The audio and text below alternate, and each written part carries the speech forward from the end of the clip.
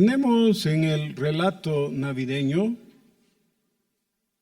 dos opciones, Mateo y Lucas.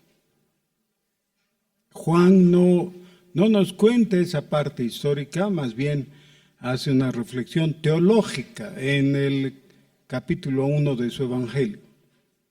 Marcos no se refiere a esa época del Señor, solamente comienza con su ministerio. Mateo, en la versión que tenemos de uso común, que es la Reina Valera de 1960, que es la que más se maneja, tiene un subtítulo que dice Nacimiento de Jesús. Y cuando uno lee, no cuenta el nacimiento de Jesús, da por hecho, cuenta algunas cosas alrededor de eso, de Herodes y de su enojo y de la matanza de los niños, pero no cuenta del nacimiento propiamente. Y Lucas, que dedica todo un extenso capítulo de 80 versículos a una introducción al relato navideño, resume todo lo que tenemos en la Biblia del nacimiento en un versículo, que está en el capítulo 2, versículo 7. Dice, y dio a luz a su hijo primogénito, y lo envolvió en pañales, y lo acostó en un pesebre, porque no había lugar para ellos en el mesón. Eso es todo. Después de eso, habla ya de la experiencia de los pastores en el campo. Y antes de eso, quizás se podía incorporar a esto y decir que son dos versículos con el 6. Dice, y aconteció que estando ellos allí, es decir, en Belén, recién llegados, se cumplieron los días del alumbramiento. Y luego el versículo que hemos leído. Y dio a luz a su hijo primogénito y lo envolvió en pañales. ¿Por qué hay tan poca información respecto al nacimiento de Jesús? Quizás eso es lo que ha llevado a algunas personas a decir que no tiene importancia y hasta... no sé si recuerdan, en la década de los 80, hablar de Navidad entre evangélicos era casi para sentirse culpable, ¿no? Porque, ¿cómo pues? Eso no importa. Es debido a que en esa época, estoy hablando de 1980, un poquito antes, un poco después también, había una tendencia muy fuerte dentro del movimiento neopentecostal que ha afectado a todo el pueblo evangélico, a seguir una corriente ideológica, filosófica, que tenía más que todo que ver con el existencialismo. Recuerdo yo de niño, claro, estoy hablando de los 50, ¿no? Aprendí una canción evangélica que dice, Navidad yo puedo celebrar, en la historia tiene su lugar, vino a libertar al mundo, ¿sí? Y como diciendo, la Navidad es opcional, ¿qué importa? Porque en el existencialismo la idea es la experiencia actual.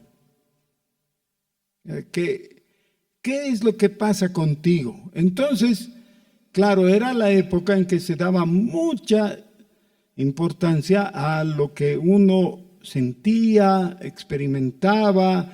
El testimonio tenía que ver con el cambio personal, ¿no? Cambio de vida. Ya era un borracho y ahora ya no bebo, ¿no? Y entonces, todos decían, qué magnífico. Y eso tiene su lugar y tiene su importancia en determinadas circunstancias, porque claro, el cristiano tiene que mostrar que ha habido un cambio en su vida, claro.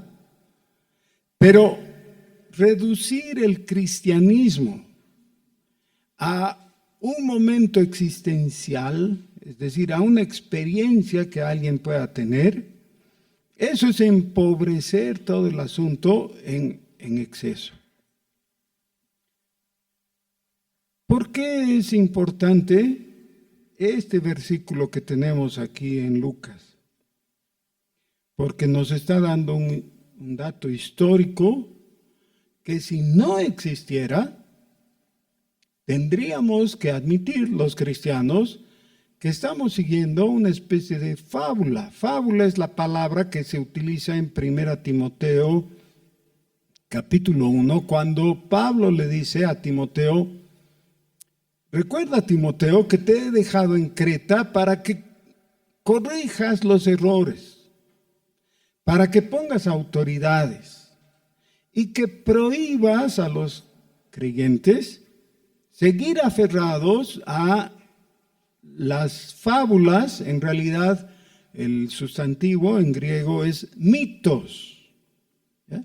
Es decir, relatos que son muy impactantes, de tipo legendario, pero que no son creíbles del todo, ya que habría que admitir el fondo, el corazón del asunto, pero que las formas pueden estar exageradas o alteradas o algo así. Esos son los mitos. Lo que el apóstol le dice a Timoteo es: no admitas fábulas. No necesitamos incrementar cosas. Por ejemplo, algo que es muy típico entre cristianos, entre comillas, ¿no? Dicen, ¿cómo se llamaban los reyes magos? La Biblia no dice reyes, ¿no ve? Dice magos. Pero, ¿cómo se llamaban? Y les asignan nombres, ¿no? Melchor, Gaspar y Baltasar. No está en la Biblia. Y si no está en la Biblia y nosotros afirmamos esos nombres, lo que estamos haciendo es hacer eco de mitos. Esos son los mitos, ¿ya? O fábulas.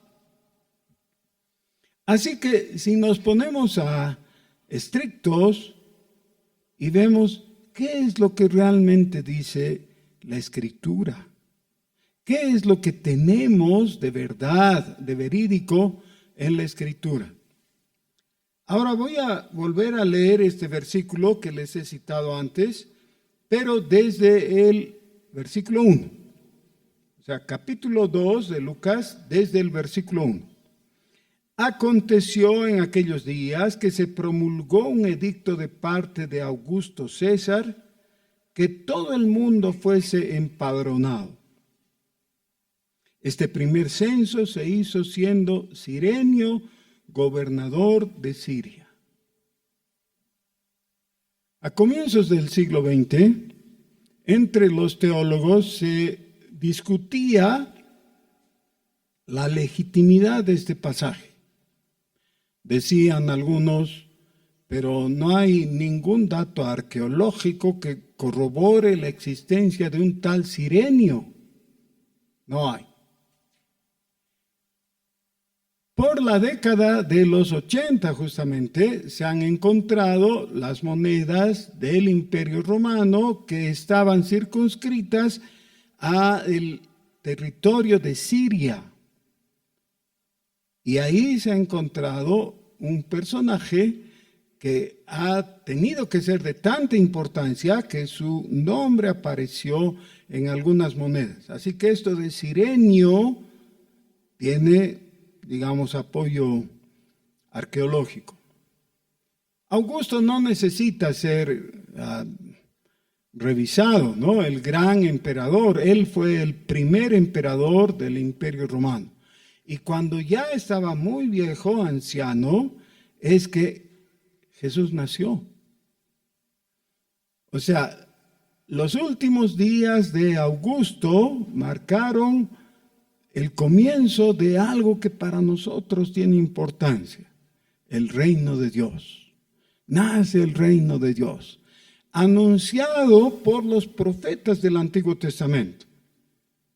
El reino de Dios, que en algunos lugares se menciona como el reino de los cielos. Si vamos en la lectura del Evangelio según San Mateo, normalmente va a utilizar el término reino de los cielos, preferentemente. Pero Marcos y Lucas hablan del reino de Dios, especialmente. Dice que hubo un decreto que obligó a que se haga un movimiento muy interesante.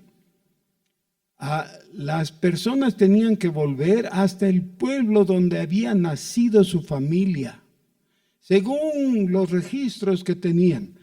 Todas esas genealogías y todo lo demás servía justamente para eso. Así que José recordó que era de la familia de David y por tanto de un lugar llamado Belén, cuyo otro nombre era Efrata, que quiere decir casa del pan. Ahí es a donde llegó Ruth, la moabita, acompañando a su suegra Noemí, siglos antes. Pero entonces era un pueblo importante, Belén de Judá o de Judea. Tuvo que volver porque tenía que ser empadronado en su ciudad. Dice, y José subió de Galilea, de la ciudad de Nazaret, a Judea, a la ciudad de David, que se llama Belén, por cuanto era la casa y familia de David, para ser empadronado con María, su mujer, desposada con él, la cual estaba encinta. Ahora vean, todos nosotros que respondemos a una sociedad organizada, a un Estado, tenemos ciertas obligaciones cívicas, ¿no es cierto? Tenemos que votar, por ejemplo. Pero los votantes no cumplen el día de la votación su obligación solamente. Antes de eso se tienen que empadronar, registrar en una mesa de votación, ¿no? Y su nombre tiene que aparecer ahí. Y eso significa que llegado el momento, por ejemplo, solo uno de los efectos. Cuando vas a un banco y quieres cobrar un cheque, digamos, te podrían decir, usted no existe. Ahora, ese es un contrasentido, ¿no? Si alguien te dice, usted no existe, le dices, perdón, ¿con quién habla? Claro, y ahí se ve el absurdo, ¿no? No se le puede decir a alguien, usted no existe. Pero si alguien te dijera, usted no existe, como a mí me ha pasado, en realidad lo que está diciendo, no lo tengo registrado. Legalmente, usted no existe. Dentro de esta organización social que es la ciudad, el estado, el país, usted no es alguien, porque no está en las listas, no tiene nombre. Uno podría pensar que en ciertos lugares hay anomalías, ¿no es verdad? Se hablaba de las elecciones pasadas, de hace 5 años y antes, que había algo interesante, ¿no? Un milagro notable, porque los muertos votaban. Se decía, ¿se acuerdan de ese asunto? Pero cuando se habla así livianamente, se dice, sí, en mi mesa han votado 20 muertos, digamos. ¿Ya? Se está diciendo otra vez algo absurdo, porque eso no puede ser. En realidad sabemos que se trata de un fraude, ¿ya? Un fraude electoral que significa que alguien ha alterado la verdad. Y esa alteración puede ser que un muerto vote o, por el otro lado, que alguien te diga, usted no existe. Y si alguien se atreve a afirmar semejante cosa, las personas tienen que reconocer que una cosa es un relato de algo verídico y diferenciarlo de algo que es una leyenda, un cuento, un fraude, un engaño o algo así. ¿De qué se trata todo esto? Los teólogos del principio del siglo XX llegaron a afirmar que no había un personaje real llamado Jesús, que esto era el producto simplemente del invento de las comunidades primitivas en el siglo XX, de esenios que abrazaron una doctrina que ellos mismos forjaron, que es el cristianismo, de lo cual nació una ética sobresaliente que es tan valiosa que es lo único que hay que preservar. Es decir, lo único valioso del cristianismo es su ética. Esa fue afirmaciones de algunos teólogos en el siglo XX, a principios del siglo XX. Tanto que uno de ellos escribió un libro que se llamaba Cristianismo sin Cristo. Entonces se quedaba con la ética y negaba todo lo demás. Por supuesto, tenía que negar las escrituras. ¿Saben que si te quedas con la ética, un día ese ser que tú dices que no existe, te va a mirar a los ojos y va a ver en lo profundo de tu corazón y tu pecado va a ser innegable.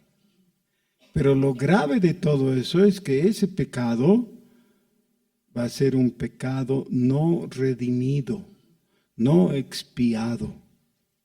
Vas a estar todavía con tu pecado en tu corazón, cargándolo. Porque estás negando al único capaz de quitar tu pecado. Y por eso es tan importante recordar momentos precisos que la Escritura nos muestra, que nos lleva a una conclusión opuesta a lo que hemos mencionado. ¿Qué conclusión? Algo que está apoyado en las palabras de un hombre que algunos dicen fue el primer hippie, ¿no? Pero no importa. Un hombre que se levantó un día y señaló a otro y dijo, este es el Corderito de Dios que quita el pecado del mundo. No dijo, esta es la ética. No, este es el Cordero, el Corderito de Dios, que quita, también se podría traducir, que carga con, que se pone sobre sus hombros. En una ocasión hicimos la caminata por el Taquesi con parte de la familia y ahí vi a mis yernos que estaban en la actitud de machos.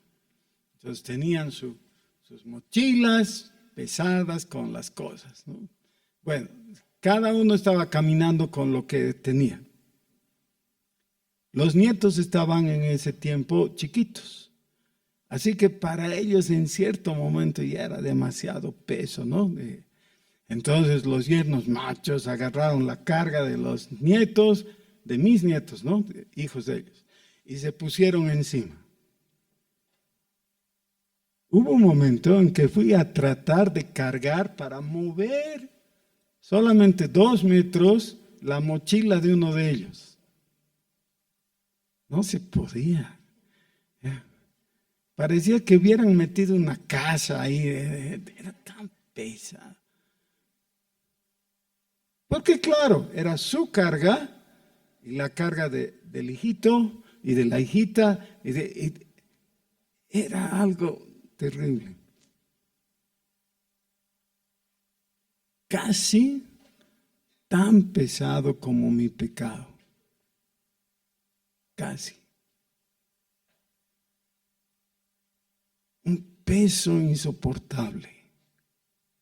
Jesús no tenía peso de pecado. Él nunca había pecado.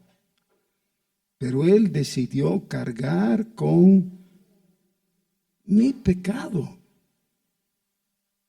y el tuyo. Juan, el hijo de Zacarías, vio a Jesús,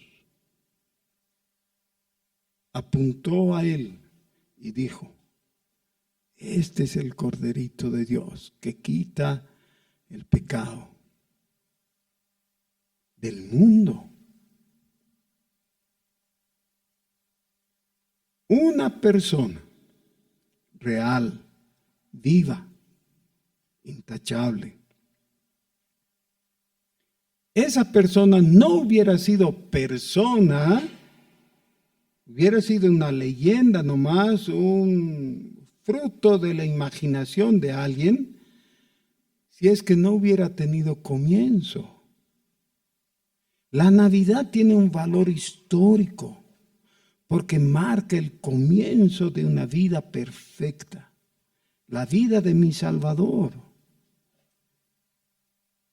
que nació de una mujer. No llegó en un platillo volador, en un ovni, no. Se hizo carne. Desde la realidad de la matriz de una virgen, vivificada por el Espíritu Santo.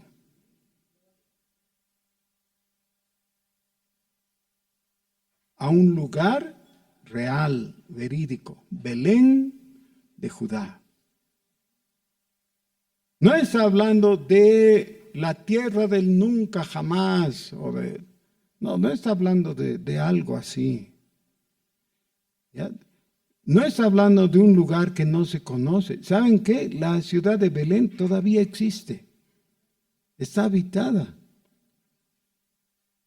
Lo mismo que Nazaret. Vivió en el tiempo y en el espacio. ¿Ya? En el tiempo, sí. ¿Cuándo? En los días de Augusto César, cuando Cirenio era el gobernador de Siria. ¿Y dónde? ¿Dónde ocurrió eso? En Belén, al sur de Jerusalén, ahí cerca. Un lugar históricamente ya conocido, reconocido. El hecho concreto es que esta joven virgen, cuando llegó el tiempo de su alumbramiento, dio a luz a su hijo primogénito. Para Dios era el hijo unigénito. Para María era el hijo primogénito, porque después tuvo 4 hijos varones más y varias hijas, además. Eso dice la Escritura en este mismo libro más adelante. Y lo acostó en un pesebre. Y esta es la nota ya propia de Lucas, de la sensibilidad de Lucas, que nos recuerda algo. Porque no había lugar para ellos en el mesón. Vino a la realidad humana de pobreza, de necesidad, de dificultad, pero no por eso dijo: no, esto está muy feo, me voy. Yo tengo un trono en los cielos, que voy a venir aquí a un pesebre. No dijo eso. decidió seguir una vida intachable. Hay personas que dicen, bueno, pero ¿qué habrá pasado en los días después de su nacimiento, de su infancia pequeña, especialmente después de sus 12 años y todas esas teorías que ya hemos hablado, ¿se acuerdan? De que se fue al Tíbet o que estuvo con los sacerdotes en Egipto, cosas de esas, ¿no? ¿Saben qué? Nada de eso es posible porque este mismo escritor que nos cuenta de su nacimiento dice que después de haber cumplido con todo lo prescrito, estoy en el versículo 39 del capítulo 2, en la ley del Señor, volvieron a Galilea, a su ciudad de Nazaret, y el niño crecía y se fortalecía y se llenaba de sabiduría, y la gracia de Dios era sobre él. No hay ningún dato que permita pensar de un viaje extraño, místico o algo así. Y al final del capítulo, en el versículo 50 dice, mas ellos, es por los padres de Jesús, no entendieron las palabras que les habló. Y descendió con ellos y volvió a Nazaret y estaba sujeto a ellos. Y su madre guardaba todas las cosas en su corazón. Y Jesús crecía en sabiduría, en estatura y en gracia para con Dios y los hombres. Tuvo una vida normal en Nazaret. Más adelante la gente se va a preguntar, pero ¿no es este el carpintero de Nazaret? Era conocido humanamente. Nada de cosas raras. Tuvo una vida natural, sencilla, con una sola excepción. No cometió pecado. Nunca. Fue igual a nosotros en todo, solo sin pecado. Y así habitó entre nosotros. Quiero recordarles que hace un mes exactamente, cuando vimos Juan capítulo 1, leímos, y aquel verbo fue hecho carne y habitó entre nosotros.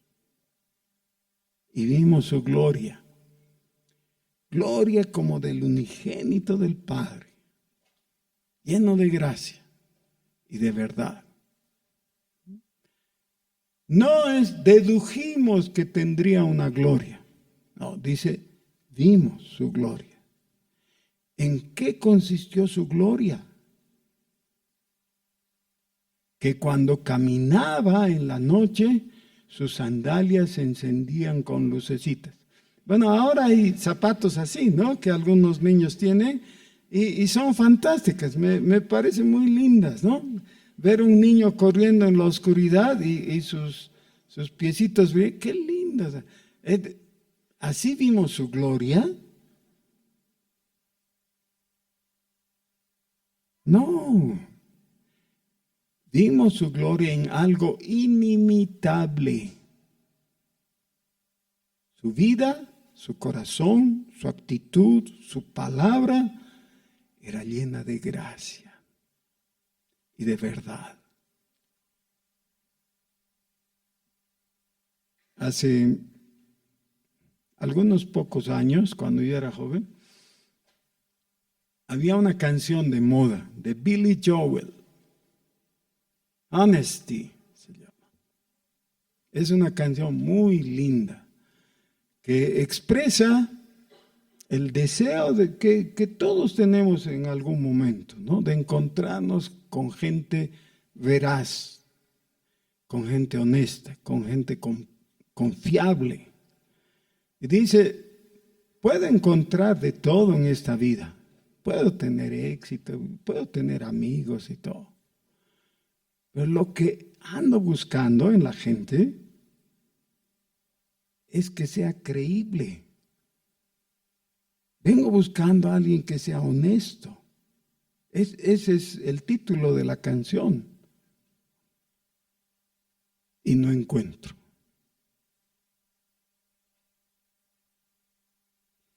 Sí, porque no buscas en el lugar adecuado. Y tú también tienes en tu corazón el deseo de algo genuino. ¿Quieres encontrar a alguien honesto? Busca en Jesús. Mira a Jesús. Mira con atención.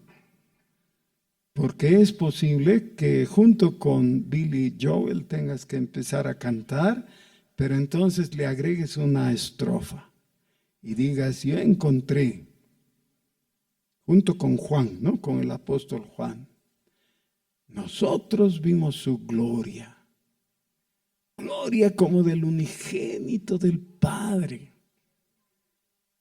lleno de gracia y de verdad. ¿Debemos celebrar la Navidad? Sí, anoche lo hemos hecho. Hemos tenido una velada estupenda. A mí me ha encantado. Ha sido muy lindo, pero no importa porque no era para mí, ¿no ve? No era para nosotros. Pero en el reflejo nosotros también nos gozamos de tener una celebración hermosa. Pero nos gozamos sobre todo porque es para aquel que lo merece, es para Jesús. ¿Por qué lo merece? Porque es lleno de gracia y de verdad. Oremos. Señor, a ti te alabamos, a ti que eres auténtico.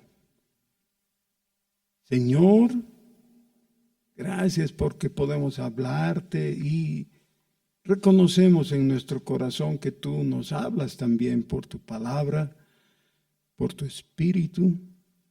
Señor, muchas gracias porque podemos decir que al mirarte hemos encontrado a alguien lleno de gracia y de verdad. Y tenías que ser alguien lleno de gracia porque nosotros necesitamos esa gracia. Necesitamos que nos mires con ojos de amor, ¿cómo lo has hecho?